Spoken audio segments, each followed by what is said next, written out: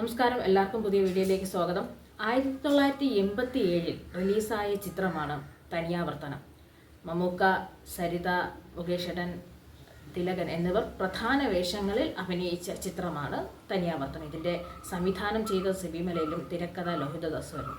ഈ ഭ്രാന്ത് എന്ന് പറയുന്നത് അല്ലെങ്കിൽ മാനസികമായി ഉണ്ടാകുന്ന ഒരു വിഭ്രാന്തി, ഇതിനെ ഒരു നായകന്, അങ്ങനെയുള്ളൊരു നായകൻ, ആ നായകൻ അതുള്ളതായിട്ട് ചിത്രീകരിച്ച് വരുന്ന ഒരു ചിത്രം, അത് പെട്ടെന്ന് മലയാള സിനിമയിലേക്ക് വരികയാണ്. അങ്ങനെ ഒരു ഐഡിയയിൽ വന്ന സിനിമ, അതും 87 കാലഘട്ടത്തിൽ വന്നപ്പോൾ ഒരുപാട് ചിന്തിച്ച് അവർ തിരഞ്ഞെടുത്തതാണ് മമ്മൂക്കയെ.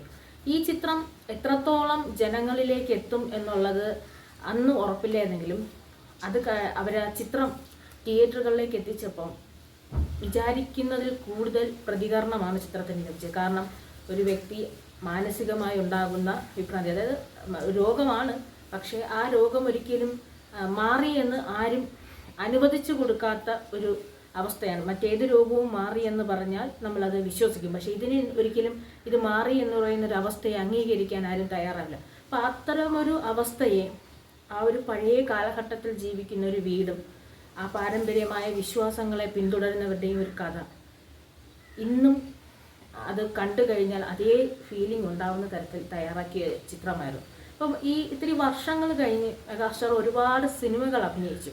അപ്പം ഈ ചില വലിയ നടന്മാർ ഒന്നോ രണ്ടോ ചിത്രത്തിൽ വീഴ്ച വരുമ്പോൾ ഇവിടെ പറയും ഇവർക്ക് അഭിനയിക്കാൻ അറിയില്ല, ഇവർ കാലഘട്ടത്തിന് പുറത്തായിട്ടാണ് നിൽക്കുന്നത്, ഇനി എന്താണ് അവർക്ക് അഭിനയിക്കാൻ അറിയാന്നുള്ള ചില ചോദ്യങ്ങൾ ഉന്നയിക്കും. കാര്യം എന്ന് വെച്ച് കഴിഞ്ഞാൽ അങ്ങനെയാണ് ഓരോ സമൂഹവും. വീഴ്ചകളെ അംഗീകരിക്കാൻ ആരും തയ്യാറാവില്ല. പക്ഷെ 1987 ലോഹിതദാസ് എന്ന് പറയുന്ന ലെജൻഡറി ആളുടെ ആദ്യ തിരക്കഥയിലും സിബി മല എന്ന് പറയുന്ന അതുപോലെ കഴിവുള്ള ഒരാളുടെ സംവിധാനത്തിലും വന്ന് മലയാളി മനസ്സിനെ അന്ന് മുതൽ ഇന്ന് വരെ ഒരുപോലെ കരയിച്ച, അല്ലെങ്കിൽ ഒരുപോലെ ചിന്തിപ്പിച്ച് കരയിച്ച് ഒരു വികാരം ഉണർത്തിയ ചിത്രമായിരുന്നു തനിയാവർത്തനം. ഇത്തരം ചിത്രങ്ങൾ ചെയ്യാൻ ഇവിടെ ആരുണ്ടെന്ന് വെച്ച് കഴിഞ്ഞാൽ നമ്മുടെ മെഗാസ്റ്റാറിനെ അല്ലെങ്കിൽ നമ്മുടെ ലാലേട്ടൻ അതുപോലുള്ള നടന്മാർക്ക് മാത്രമേ കഴിയൂ. എന്തുകൊണ്ട് അവർ ഇത്രയും വർഷമായിട്ടും മെഗാസ്റ്റാറായി നിൽക്കുന്നു എന്ന ചോദ്യത്തിൻ്റെ ഏറ്റവും വലിയ ഉത്തരമാണ് ഈ ചിത്രങ്ങൾ.